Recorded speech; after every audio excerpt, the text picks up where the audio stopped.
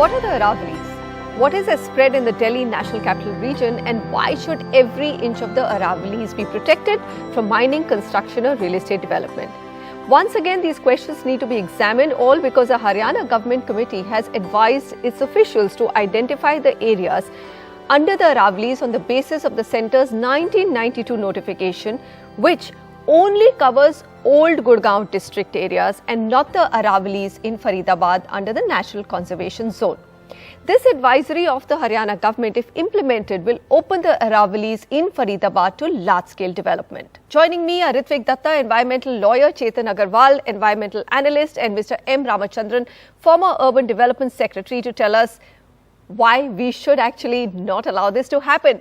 Ritvik, this advisory of the Haryana government committee, which frees up about 8,000 hectares of Aravallis in Faridabad for development, why is this flawed and wrong? See, first and foremost, an advisory is only an advisory. And I think that's firstly, the government recognizes that what it is doing is actually illegal. So therefore, they clothe it into this wonderful word called advisory. Sometimes they put it under what they call as office memorandum. Sometimes they call it as circular. But at the end of it, there is no legal basis to this document. The Aravallis are protected by virtue of them being Aravallis. These are also forest land as per the Supreme Court order of 12/12/96. Therefore, this advisory is what we call as non-est in the eyes of law. It should not exist, and it does not exist. And the action of the government of Haryana from the very beginning, if you look at it, whether it is Kant enclave to others, it is where the Supreme Court of Justice Madan Lokur has said that the state of Haryana is not under the rule of law. It is under the rule of men who actually want to violate every single law. And so therefore, there has been a consistent stand of the state of Haryana to violate every single legislation that is aimed at protecting the environment, and most importantly, protecting the only area which has good forest in the entire state. We should not forget this is a state with hardly 3.6% forest cover. And this is what they are doing. So therefore, my point would be that this order and the advisory is illegal and it violates the Supreme Court order. Chetan, so it violates the Supreme Court order, and in 2016, I remember we did do a discussion. We spoke about the fact that Haryana government had agreed with the National Planning Board's definition of the Aravallis, which had deemed about 50,000 acres as Forest National Conservative Zone. So what is it? Are they just trying to find a way to go behind everyone's back and start the development? That's pretty much it. So in 16, there were a series of meetings coordinated by the NCR Planning Board and the Secretary of the Urban Development Ministry. And they agreed, Haryana also agreed, and the direction was given by the NCR Planning Board that all areas which are classified as Gair Mumkin Pahad in the revenue record will be treated as Aravallis across the whole state of Haryana, NCR, and in fact across the whole NCR. So basically Haryana keeps coming up with these subterfuges. So now sometimes they're sneaky, sometimes they're brazen. So it can't be more brazen than this, that they say, Haryana now says that we have nothing called Aravalli in our records. Gair Mumkin Pahad is not Aravalli because we don't say it is Aravalli. And if MOEF has told them that it is Aravalli, then MOEF has told them for Gurgaon. So if you take a step, one step from Gurgaon Hills, Gurgaon Aravallis into Faridabad, you suddenly become into non-Aravalli area, which is, absolutely ridiculous. All right, Mr. Ramachandran, I think subterfuge is the word being used here, sneaky or brazen. But the most important point that Ritvik made, and this is where I'd like you to come in. 3.6%, Haryana ranks amongst the lowest when it comes to the forest cover. National average is 24%. And as a country, we have a target of getting to 33% active forest cover. So why is the state government messing around with the little bit of forest that they have?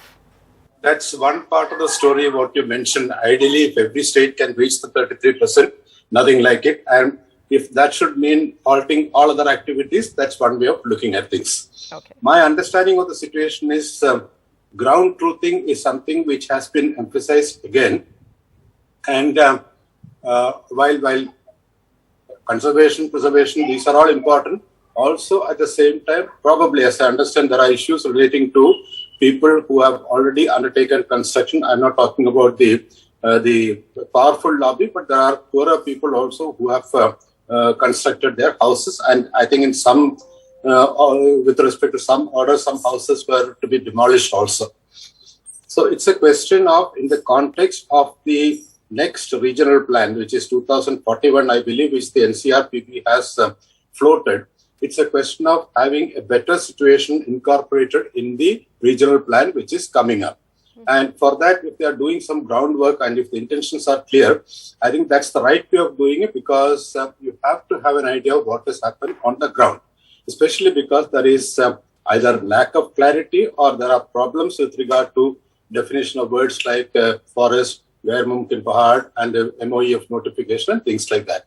So one could also see it from the point of view of ascertaining the facts at the ground level, so that when the regional plan is formulated, in that proper representation of what is on the ground is incorporated in this scheme of things. That's how I see it.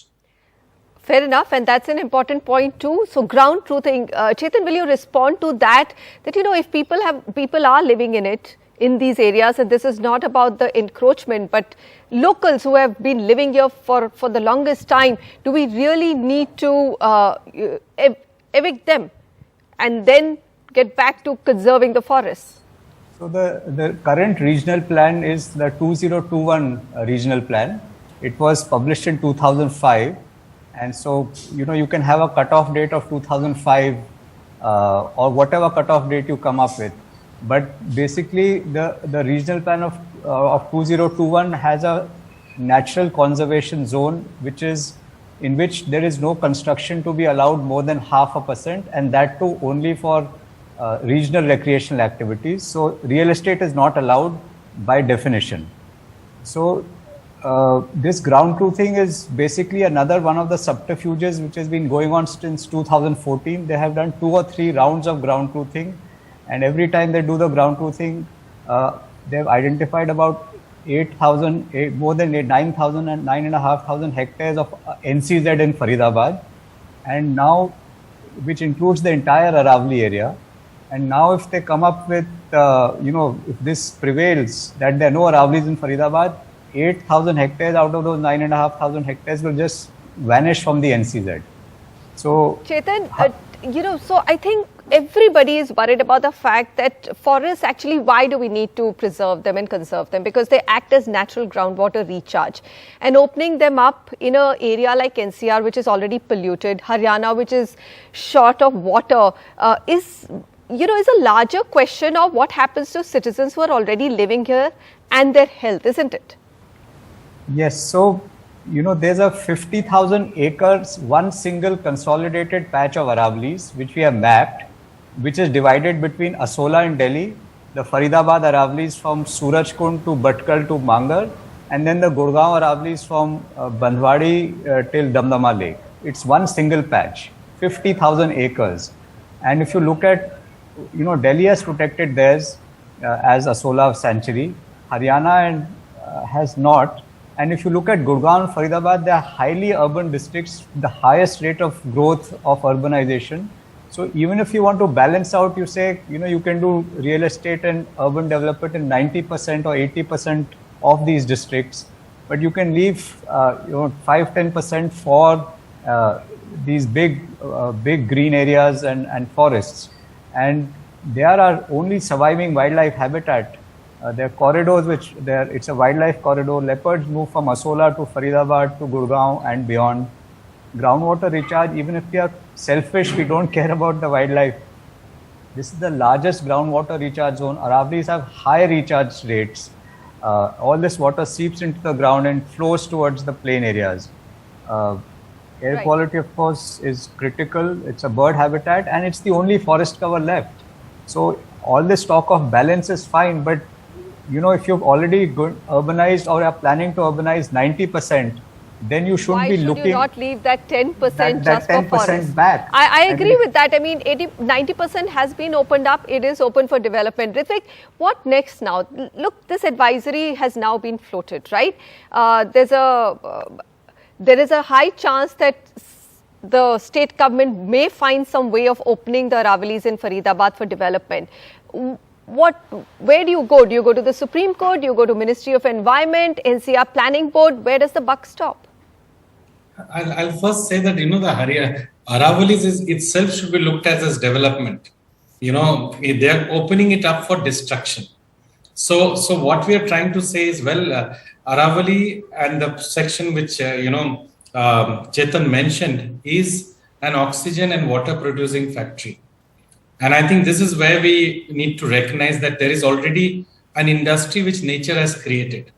And that industry is, producing life-giving oxygen, water, providing refuge for wildlife, birds. All this is what makes living meaningful. And you have Gurgaon and Haryana and Faridabad as among the two most polluted cities in the world. And so therefore, if little bit of sanity is left in those in power, they should have a sense of pride in having the Aravalis, of having such a forest. Any nation in the world, any civilized country in the world would go all out to protect a natural heritage like this. And it is unfortunate that, the state is all out to destroy, because maybe this is the only reason why people in Gurgaon are still breathing some air. And therefore, this is where the problem comes in. And I think we need to recognize this. And what again I'm saying is, Haryana government's action is illegal, improper. It is unconstitutional. The state has a duty to protect environment and to have compassion for all living beings. Every other day you find leopards being crushed. Do they need to show a proof that this is an Aravali? It is an absurd argument. So I definitely think that, not just the court, but I think citizens' movement is very, very critical in ensuring the protection of this area. Mr. Ramachandran, this is an important point that, as climate change issues are now the danger is clear and present, right? And green lungs are now more and more critical for our future generation. Don't we need to do a lot more fine-act balancing between development and our green cover, sir? Of course, they have to do, but it's on a statewide scale. Here you are focusing only on one part and one particular issue, and that too confined to one single district. So I don't think any state would want to do unconstitutional things and risk their existence, especially when judiciary has given different types of orders at different points in time. So it's a question of gelling what is at the ground level with what exists and what needs to be done. While I have no dispute about preservation and, as I said, looking after the nature and maintaining the tree cover and things like that, where there are problems with regard to people, as I said, who are already there, that's one aspect to be addressed by any civilized government, and that will have to be taken care of. Now, whether there are lobbies behind this or not, and the lobbies are confined to only this one single district, because Aravalis extend further deep into the state of Rajasthan also, I believe. But the 1992 effect is basically on Gurugram, which is being discussed today. And if at all there has been a discussion, I think you're all referring to some minutes of some meeting which have taken place where some instructions were given by the higher level to work out and then come back. And also in the context of the regional plan, and the regional plan is notified, everyone has an opportunity to say what he or she wants to say in support of it, against it, or what is missing or what needs to be added. So I think that process is on now. I agree, sir. So that's another viewpoint, and we must take into consideration Mr. Ramachandran's point of view that people who are living there, if they are from the lower economic background, their rights need to be protected, but not at the cost of the forest. Ritvik Datta, Chetan Agarwal and Mr. Ramachandran, pleasure to have you gentlemen on this conversation. And well, I'm going to only conclude this debate on this point that for a state struggling with water and battling air pollution, the short-sightedness of looking to sacrifice any bit of the Aravalis will come back and haunt each one of us, if not stop. So stay with us for a property explainer. On the other side of the break, we will look at what is expression of interest when it comes to residential real estate.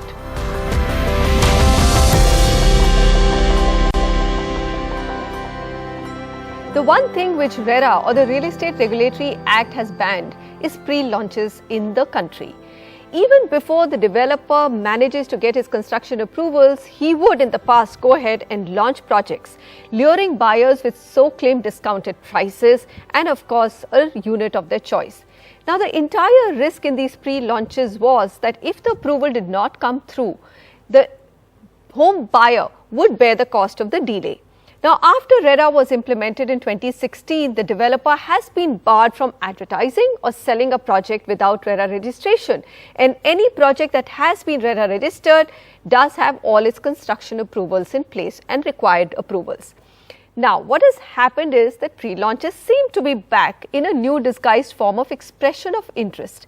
Kuldeep Chawla, an experienced real estate professional and former CFO Puravankara Projects, joins us in this Property Explainer to tell us what exactly is expression of interest. Kuldeep, am I right or wrong in understanding that this is really a disguised form of pre-launches?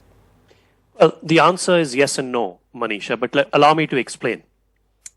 I think the expression of interest is best understood if we make it what is called a book building process in the financial or the IPO markets. What happens is that a developer gives you, as a prospective buyer, all the details of the project, the product, etc. He then invites you to express your interest in buying, a product, let's say an example, a home, of which details are with you. That could happen with or without a price band. What happens is you are expected to give your interest and get in the queue to get your preferred home. Let's say that you, Manisha, put an expression of interest for which you put up a small amount of money, anything between 50,000 to a couple of lakhs, depending on the value of the property, and you are at the top of the queue. Kuldeep instead takes time and he's at the bottom of the queue. So once this whole process is concluded, Manisha gets the first preference because she has chosen the same type of 2-bedroom or 3-bedroom apartment that Kuldeep wants. All right. Now, so are you saying there is no money exchanged here? I am only as Manisha going and saying I am interested in buying a 2-bedroom apartment in your project, but I am not giving a check to the builder. There are two parts to this. That's why I said yes and no. And we'll separate it, what used to happen pre-RERA, and then we'll talk post-RERA, because I think post-RERA, just to make it clear to your viewers, the use of any advertising methodology, right, to solicit, any customer, whether directly or indirectly, is banned. With or without a price, in my reading of the law under Section 3 of the RERA Act. It has positives, right? I think the key issue really is, are we crossing the line pre-RERA by engaging with customers? In spirit, Kuldeep, are we not? RERA says till you have got all your approvals, please do not solicit buyers. So let me make it abundantly clear. In my reading of the RERA Act and the understanding of the law, whether in letter or in spirit, this is not allowed. We also need to appreciate and understand that what is the risk, because if you were to not take money also, as some people have been saying, that listen, I'm not taking any money, I'm only sharing information. To my mind, the reading of the section does not even allow you to do that, because the word advertise is very broadly defined to include any act, any medium, so on and so forth. We can get into the actual act if you want. The point being that if you were to take money, then the customer can also sue you, and the RERA authority has the right to go after you. If you do not take money, then the customer will do nothing or doesn't have any right. But the RERA authority has the right and the provisions are quite onerous. So here's my question. It is quite rampant, at least in North India now. It's beginning to be done by a lot of developers. So it's really now, if there is no money exchange, you're saying that the regulatory authority has to keep a close eye on what's going on in the market and then probably, bring them under the law by charging either a 5% cost of the project or not giving them a RERA approval, isn't it? Yes, and before that... Go ahead. And before that, Manisha, the RERA authority or its officers would actually issue a notice to such real estate developer. But the relevant point is, what developers or market participants are saying, listen, I'm engaging with channel partners. Now, let me make it clear. So long as you are engaging with your own employees, training them on a project or on sales, that's fine. Because employees are bound by an employment contract. The moment you engage with any party outside, person or persons outside your company or organization, right? Mm-hmm. The question then becomes, what example you are engaging with a broker or a marketing agent or a channel partner. And you're saying, I'm training them. I'm going to that extent. I'm not saying engaging with the customer just yet. Right? That to my mind is amply clear. I'm saying, and maybe I'm taking a conservative view, but I think it's better to err on the side of caution. Fair enough. Because the issue is very simple. You advertise something, you talk of something, and the product might change. The approval might be different. The RERA authority may not give you the approval. Then you've gone and even spoken to your marketing agents. So going back to the point I'm trying to make, when you engage with your marketing agents, what is the main objective of a marketing agent? What is the relationship that you have with a marketing agent? Is to market your projects, right? So that then is saying you are advertising, you're promoting. So you can't do that. I think we'll have to wrap out there, Kuldeep, but you've explained it very clearly on why it's important for at least the home buyer and including the marketing agents, which is, brokers and intermediaries, to stay away from any expression of interest projects, even if it means a nominal amount of booking, $5,000 or without any amount, as RERA says.